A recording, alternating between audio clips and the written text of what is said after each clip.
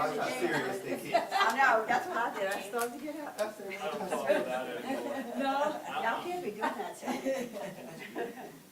I just hear for as it relates to. Because then how many chances does he get? Well, I mean, I think you maybe get 3.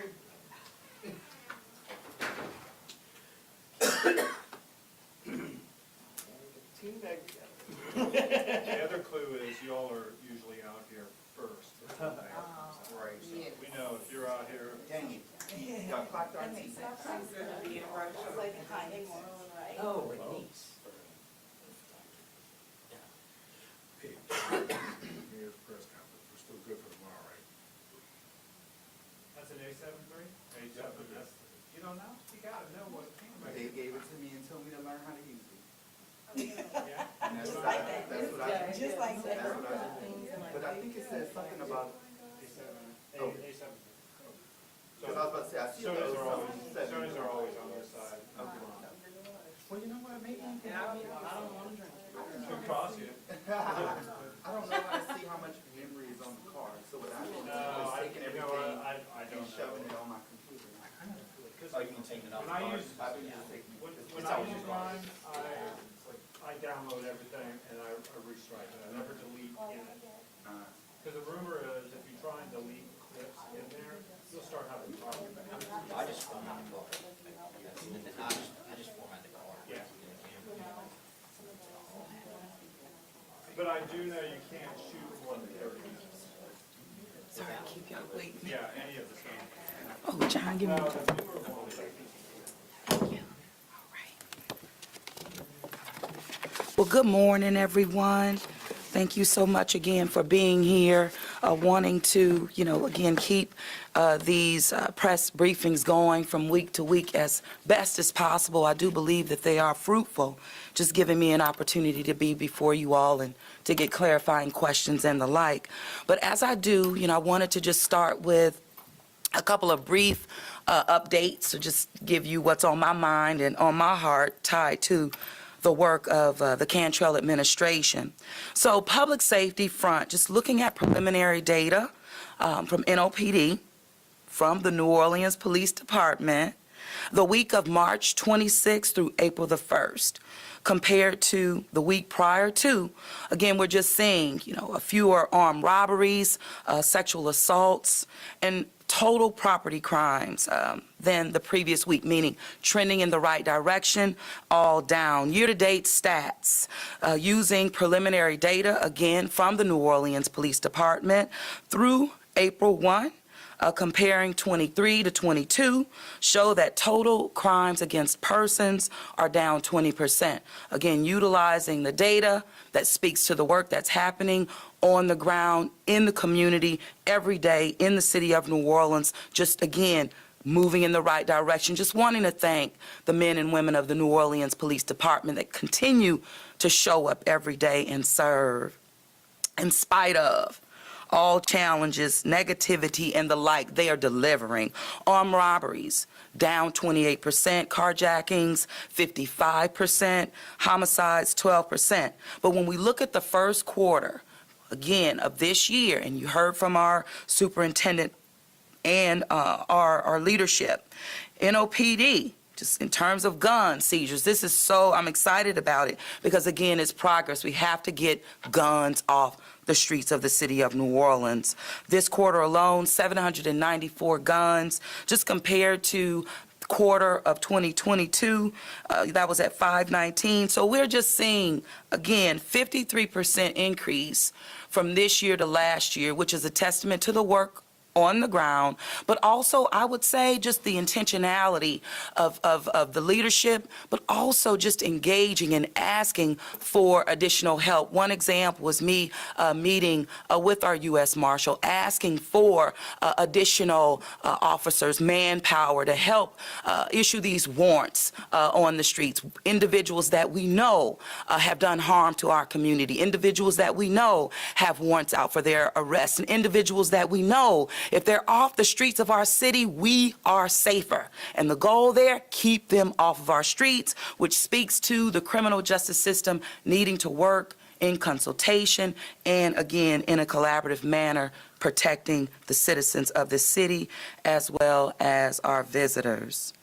As of March 26, NOPD has hired, I'm going on this because last week I was asked about civilian hires, and of course the negative information, inaccuracy that was out there previously, just wanting to push back on inaccuracies. 47 civilians from various positions have been hired thus far. Now this is as of March 26. Every day we're working hard at it. 18 police intake specialists, 7 social workers, and others in roles that we know will boost the performance and efficiencies of our department across the board. These results, again, are not accidental. They are intentional. My administration has just been focusing on, again, being transformative in our initiatives, from staffing enhancements, recruitment, retention, and leaning into our superintendent's I would say, her deployment strategies, her deployment tactics, picking officers that she knows without a doubt has the acumen to hit the street and to bring real results. We're seeing that. But I'm going to tell you this. We have to remain focused on recruitment, of course, on retention. The officers that continue to show up every day, they need support. They need added support, added boots on the ground. This was something, again, as visiting those roll calls and listening to our platoon. Platoon officers are those who respond, who are on the ground day in and day out, who need the added support. We have to remain focused on recruitment, and we are on many different levels. Friday, as you know, we graduated. This is my 15th class. We had 11 new officers, and we're looking forward. I'll be speaking to a new class being onboarded, class 198 on Monday. This will be the 17th class that I've launched under my leadership and capacity as mayor. You know, I'm approaching my 5 years. May 7th will be 5 years serving in this capacity. And again, we just continue to show up and do the work. Now, one thing I'm really excited about relative to the class on Monday, it really is a reflection, again, of us going that extra mile, going deeper relative to our approaches to increasing the staffing capacities, calling those who have separated from us, telling them, you know, of the great work, not only that we're doing, but the incentives that we put in place to bring them back, even pushing the envelope in terms of over 30 new recruits. I'm not going to jinx it. I know I'm waiting on Monday, but the class is a full complement, and it's something that we should be proud of. I know that I am. But we're working every single day, just again, to make sure that this world-class police department has the tools, the resources that they need to continue to do the job. And clearly, we're seeing the results of what they do. Cannot do it alone, but it matters. Another thing that I wanted to touch on, I'm excited about as well. The citywide tree planting effort. Now, this is something that has been a long time coming. One of my, I would say, my team members who was with me while I was on the city council, was with me serving as mayor. He said, Mike, you remember when we were pushing for increasing the tree canopy even along Tulane Avenue, when we pushed forward for the reconstruction efforts there? Finally, those trees are showing up on Tulane, but in many places around the city of New Orleans. Again, this is not just because, it's only because we continue to be focused on getting results, doing what it takes, no matter what challenges are thrown in our way, no matter what barriers are thrown in our path, we continue to deliver. The tree canopy is so vitally important. Now, of course, many different ways. Just the visual, it matters. People see, it shows progress, it shows beautification, it changes your behavior. It makes you feel good. But also, we talk about being on the front lines of climate change. Our tree canopy plays a major role in this as well, whether it's absorbing, of course, the weather, the rain events that come our way, but also cooling down our streetscape. We need it in terms of that. You know that we're warming, We know that. We know that the heat advisories and all of the data shows us that, but the canopy and planting is all working in this regard. Park and Parkways, kudos, the whole team there. Michael Karam, the leadership, they're just not stopping. They have successfully planted now a total of 1,165 trees citywide from December 22 through March 2023. And guess what? We are not stopping. We put the resources there, but we're putting the resources, one-time resources to work, but really, bond money to work. This is, again, like I mentioned, asking the public to support this bond measure in November of 2019 before this global pandemic. Who knew that this would serve as a local stimulus? But we're putting it to work, being transparent and, of course, accountable to what I say to the public by delivering for the public.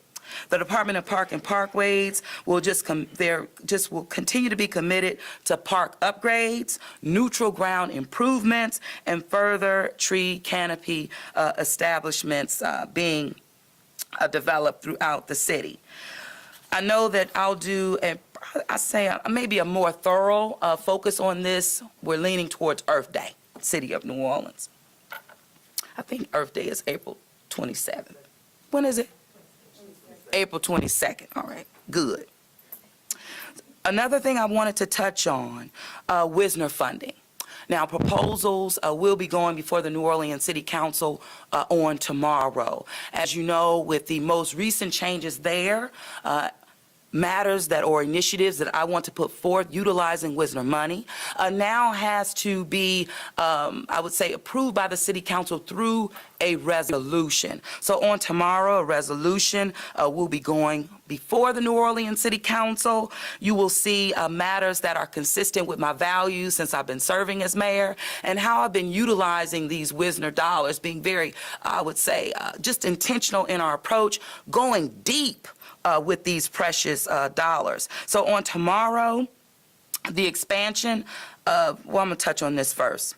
The expansion of teen recreation programs through NORD and the NORD Foundation. We're putting forth $350,000 there, and we will continue to focus on preventative measures, being proactive, and engaging our youth in terms of utilizing their voice for planning for what they want to keep them off the street, what they want to build community amongst themselves, what they want to feel the love from their city, what they want of creating safe environments so they can be young and just enjoy. And so we have been, again, go back to intentional, meeting with young folks. I'm in schools every single day. I've given a lot of time to our high school students, and they are being folded into what we're planning. They played a major role in our most recent, I would say, first inaugural Public Safety Summit, focusing on a holistic approach for a safer New Orleans. The Mayor's Youth Advisory Council had their own panel, youth who are participants in our Junior Civic Leadership Academy, again present, but youth are engaged and their voices are being elevated, they're being listened to, and it's so vitally important for them to see that their voice, one, is being heard, and it manifests into tangible outcomes. I can speak to that personally, being a teenage leader, leading a secretary of a local chamber of commerce, finding my voice at that space. But again, it only moves you forward. It only helps you advance the work of the community, and that's what our children want to see, and we're giving it. $350 there. Expansion of the Preservation Hall. Now, the Preservation Hall Foundation, $1.5 million there. And it's there because, again, my focus on culture is second to none in the city of New Orleans through my leadership. focusing on things that will have a long-lasting and a transformative impact on the city of New Orleans, just generationally. We know what Preservation Hall has meant to this community, to our musicians, to our young people, to make sure, again, that we're only driving the culture and the preservation of the culture of this community forward. World-class city, most Afrocentric city in the United States of America because of our culture, and we're investing. I've met with this organization. They have purchased the building adjacent to Preservation Hall that's been vacant for over 50 years. You know, they're wanting to see the expansion come to a full fruition. There was a gap of financing. I'm told about that 1.5. So this is, again, money that we're activating to fill a gap, to get results that will be transformative in the city of New Orleans. So Preservation Hall, 1.5. This also speaks to money that we put forward, whether it's the museum for Music Museum. It goes deep for us making sure that we get municipal auditorium focusing off the ground. All of these things are intentional.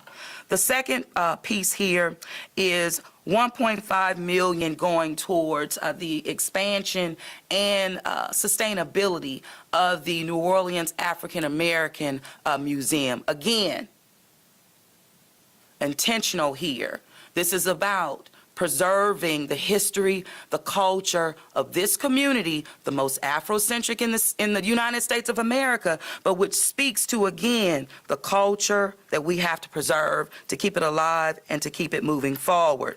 1.5 million, a gap there, but again, will be pivotal for the African American Museum, but also our historic community of Treme.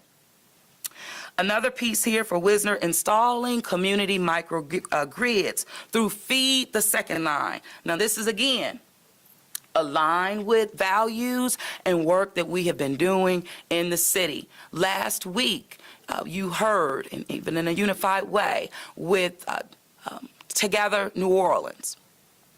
We were able to, now we advanced several million to make sure that we were able to, it's the Lighthouse Project, making sure that the faith-based community throughout our city can activate their spaces in the time of need, in the time of disaster, so that they can shine a light on where resources are, tools and the like, to meet the needs of our residents, again, in the time of great need.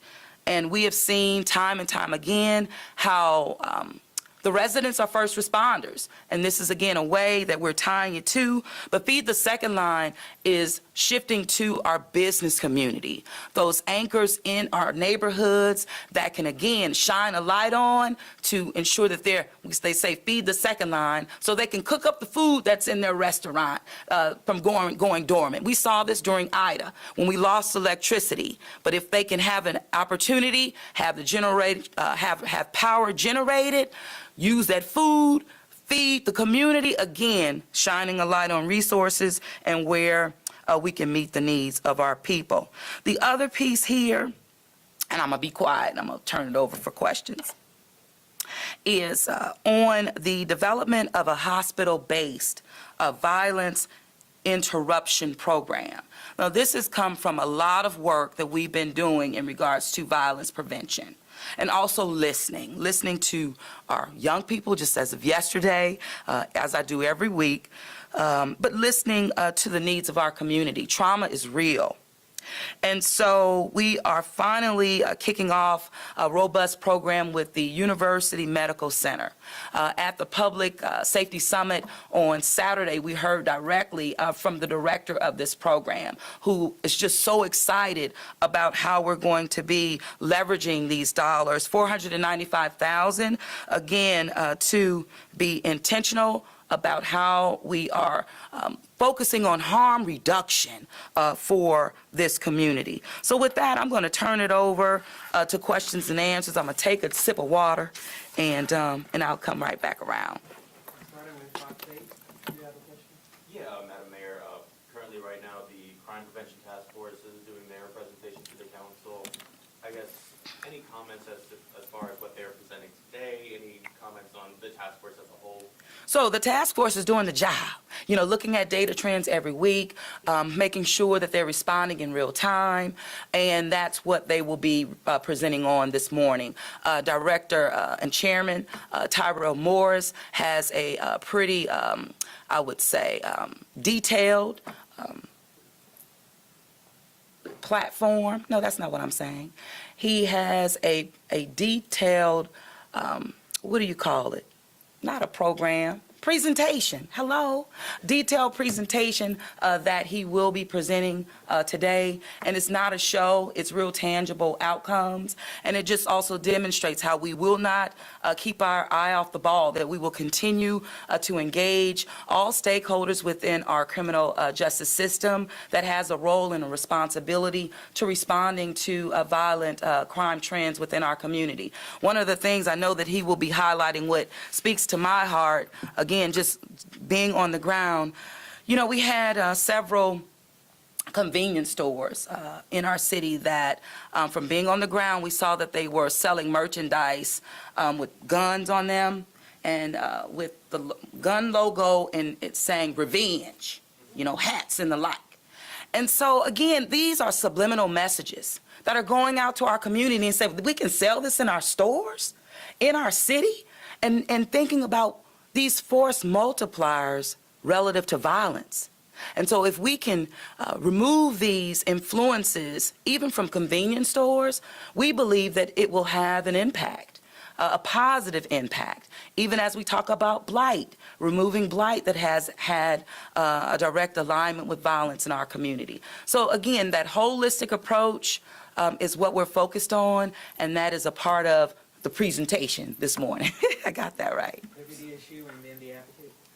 You touched on several hundred guns being taken off the streets within this first quarter of the year. Can you talk about the plan to continue to get some of those stolen firearms off the streets? The plan is to continue doing the work, showing the results. The plan is working.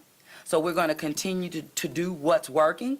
I'm going to continue to advocate for additional manpower that we do need while our officers are stretched to the max, with the capacity that we have.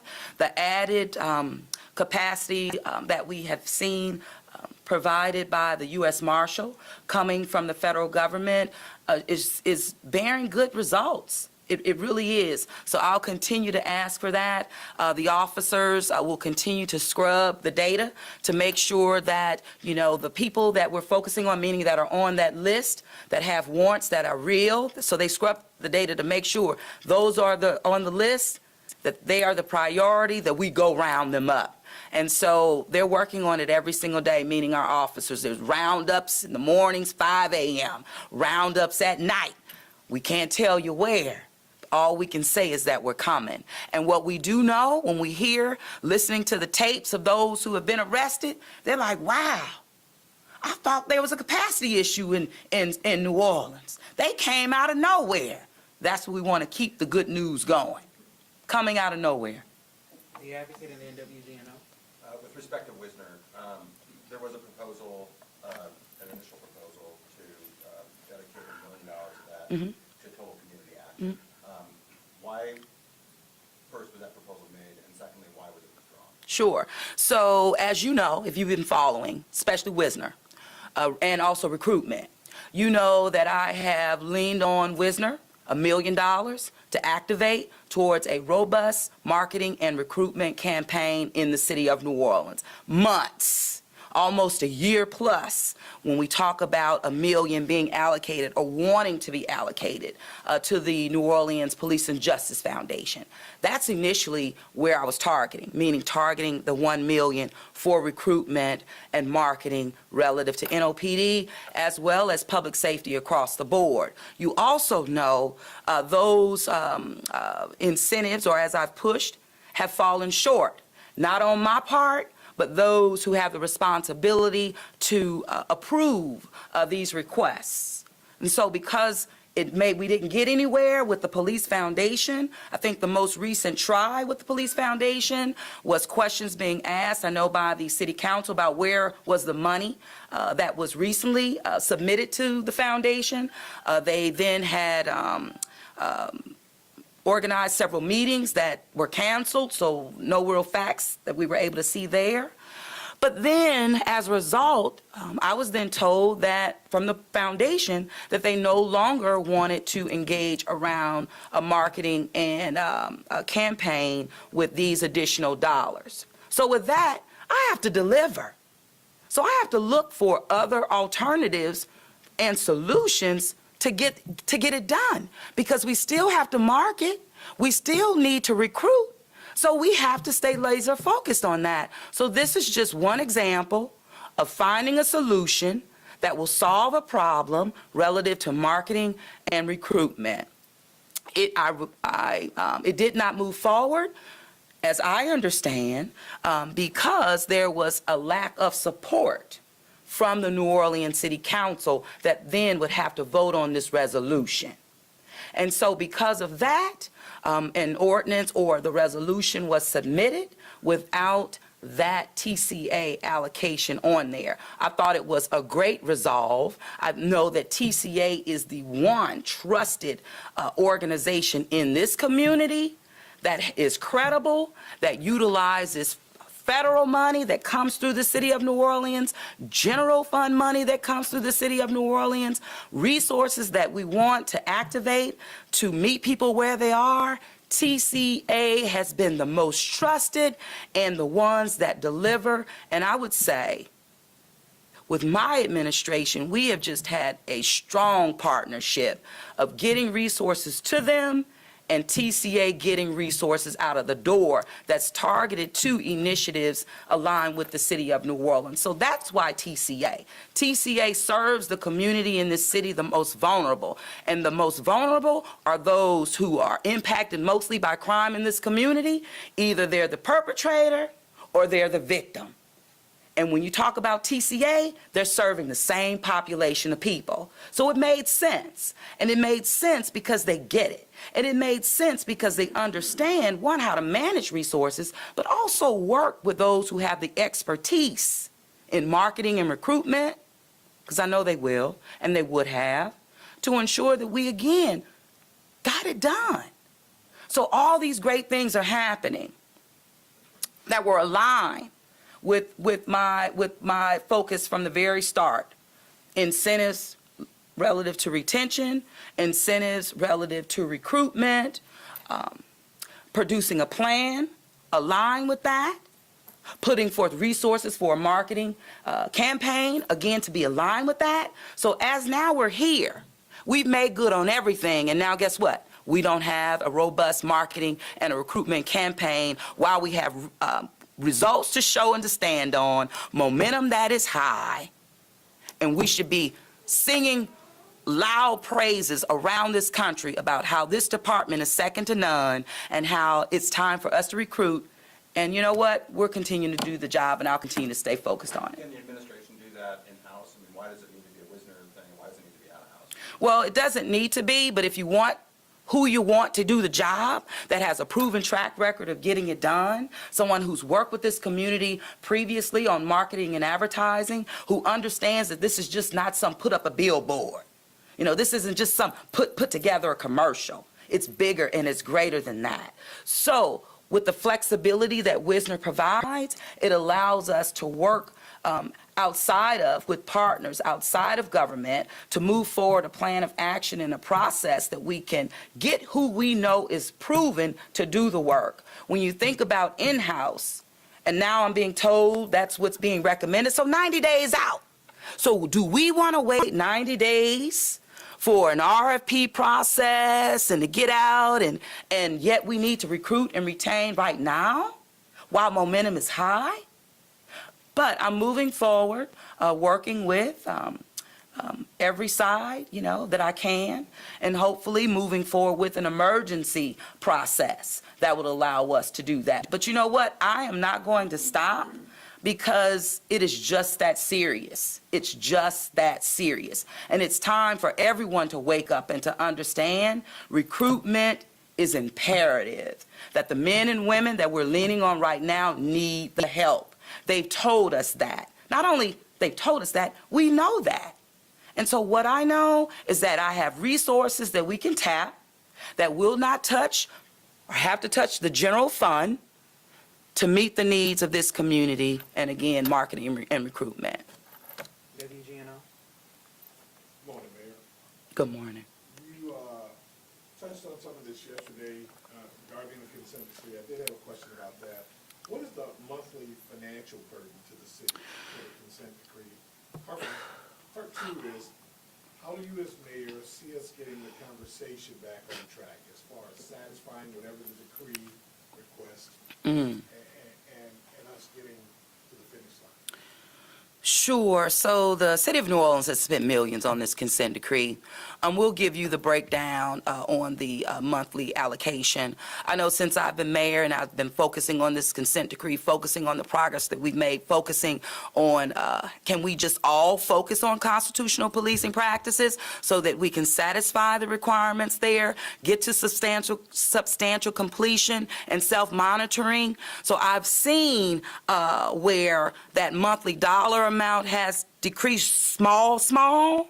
But the fact of the matter is, it's a burden on our department, and it is a burden on the men and women of the New Orleans Police Department that we depend on.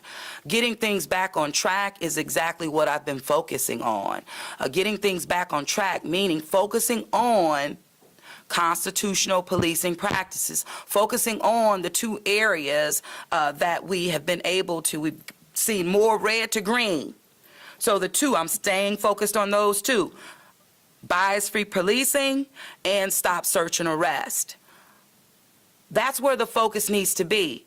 Focusing on areas outside of the scope of the consent decree isn't getting us to the end goal. And this is what I've been saying, this is what I will continue to say, because the results on the ground in terms of the operations, we're doing the right, we see that. We see the results. The officers are doing their job, but we are also hearing from them about the constraints and the burdens that they carry relative to this consent decree, although they're the men and women who have ushered in the reforms that we can champion and that we can stand on. And quite frankly, the reforms that the monitors, that the judge has also touted nationally.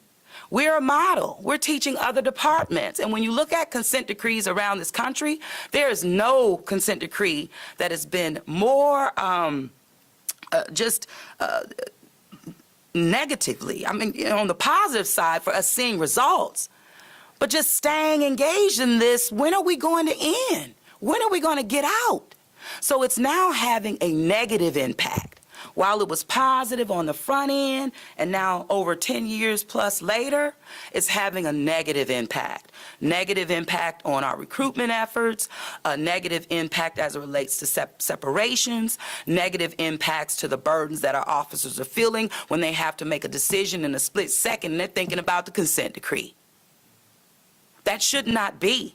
And so one example, as I've said, that I didn't want any of my team, any of my employees that are outside of the consent decree, that they should not and don't need to participate in hearings and the like, because we need them doing their job, focusing on many different things that they're leading and managing to get work done in our city. So if nothing else, I think the most recent is just a clear example of how the focus is not on the consent decree. The focus is not on the end goal. The focus is outside of the scope. So if we continue to focus on outside things, then I don't know if we're ever going to get there. But it clearly shows that it's not about the consent decree. It's about power. It's about control. Any last questions? WWF? Does any member of the Cantrell administration plan on going to the public meeting that was ordered by the judge? Well, the judge is the judge. Let's be clear now. Let's be clear. I understand what staying in my lane looks like. I do. So the judge has demonstrated, one, her power and her control that is outside of the scope of the consent decree, which only echoes what I've been saying. But if we can focus on, again, what's in that consent decree, we would be well on our way. But in regards to my health director, my chairman of the Violence Reduction Task Force, my CAO, my director of property management, Now, what it sounds like is there's an agreement about a holistic approach in terms of to make sure that we make a safer New Orleans, which I applaud that, great. But that's not the lane of the judge. That's not the lane of the consent decree. The lane is constitutional policing practices. So if we would all just stay in our lane, I'm staying in mine. So when the judge rendered the, saying that they have to go, guess what? They have to go. But guess what it does? It takes my people off of delivering for the residents of this city that we, and I know that I've taken a sworn oath to do. So we'll continue to do our work. We'll continue to do our job in spite of, because everything that we've done, it's been in spite of the negativity, in spite of folks moving outside of their lane, in spite of the burdens and the challenges being placed in our path and our way. So we've demonstrated that we go right through, we go around, we go under, but we do not stop, because the future of this city depends upon it, and I tell you, we're well on our way. The best is yet to come. Last couple of questions. Yeah, Fox State and the Indiana. Apparently a state school up the road won a national championship, and they're celebrating tonight up in Baton Rouge. I was wondering if you had any comment on the LSU women's team. Go Tigers. I'm so proud of them. When I was asked about this relative to the game, and I said, I couldn't wait to watch it with my daughter. And of course, them winning their first title, it's magical. But also what's kind of come out of that, less on the championship when we all should be celebrating. It was just filled with what I understand being an African American woman. The sting of oppression is real. And being unapologetic about who you are. So I love them. Go Reese, you're bad. Go Morris, you're bad. I'm so proud of you because you did not waver and you stood up for yourselves. And I have to say this, and I'm thinking about you, LBJ, when we were at Booker T yesterday, and I'm looking and loving on our young people, I saw a lot of Reese's in there. And so I was like, telling them, come here, Reese, give me a hug, because it's a reflection of who we are, and as people, and in spite of the sting of oppression. So it resonated with me firsthand, because every day, you know better than me. You're the media, you carry it along. Let's move on. Last question, the advocate. Will the administration be releasing any legislative agenda? So, yeah. So our legislative agenda, I do have our meeting with the delegation coming up. And so that will be meeting with, all of our state representatives as well as senators. And we will be discussing the agenda collaboratively, us getting an understanding of what the legislators are focusing on. We know that this is a fiscal session. Right now, I will tell you, our agenda is mostly focused on doing no harm, meaning please don't do no harm to the city of New Orleans, and also keeping focused on the infrastructure requests, still heavily capital outlay associated with infrastructure improvements in our city. So that will just continue to be our priority as it has been, and really just pushing back where we need to so no harm is done to the city of New Orleans. Can you give us an idea when that meeting is or when we would expect it? Now, listen, I knew you were going to ask me that, and I was going to say the meeting is scheduled for tomorrow, which I believe it is, Thursday. I believe it is scheduled for tomorrow, but they'll get me straight on that. Last question, WWO. So do you plan on sending people to this to the public meeting with the consent decree? Yeah, I thought I answered that. The judge, is in her lane, and she has pretty much put her power to work, and she has the authority to do that. And we're going to be respectful, and we are going to attend. But again, it is the example of how it's not a focus on the consent decree. It is not a focus on constitutional policing practices, and therefore it's taking my people away from doing the work of the city of New Orleans, and it's ridiculous. Thank you. Oh, no. Thank you. Congratulations.